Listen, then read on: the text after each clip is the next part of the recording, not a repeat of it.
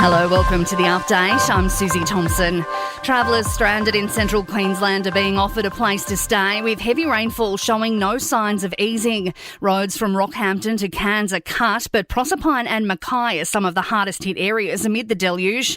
Proserpine getting more than 500 millimetres in the last 48 hours, and weather guru Ken Cato says more of the same's expected. But that Central Coast area is really the main bullseye for the heavier rainfall over the next couple of days, and then that'll gradually contract further northwards. The pilot of a fatal flight in Nepal didn't report anything untoward as the plane approached the airport. There were 72 people, including one Australian, aboard the Yeti Airlines flight from Kathmandu. It's understood there were no survivors. The son of a Queensland super yacht owner charged over his alleged role in a cocaine importation operation will be released on conditional bail in Sydney. James Blee Jr. and his father were charged following the investigation of the death of a foreign diver near a large amount of cocaine in Newcastle last May. He's successfully applied for bail in the Supreme Court, with his lawyer saying his alleged conduct is almost entirely comprised of doing things at the direction of his father. The court heard the matter is unlikely to go to trial until next year.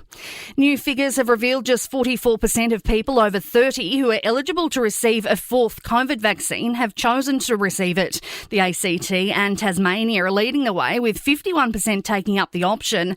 Queensland the next highest with 47%, New South Wales 46% and Victoria 42%, while in WA the figure is just under 39%. Since the start of the rollout in February of 2021, almost 65 million doses have been administered nationally.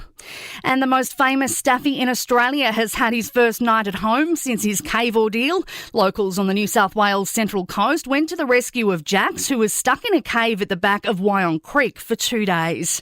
In sport, a new crowd record has been set on the opening day of the Australian Tennis Open. Close to 78,000 people attended the day and night sessions, which was 5,500 more than the previous record set in 2017. On-court winners on day one have included top seeds Rafael Nadal and Iga Swiatek, while 4 Aussies are through to round 2 so far: Rinky Hijikata, John Millman, Jason Kubler and Olivia Gadecki.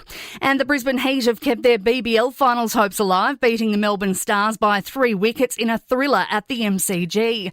Matthew Renshaw, the hero, needing 4 runs off the final ball to give his side the win. He tries the lob. He's played it beautifully. It's going to top spin.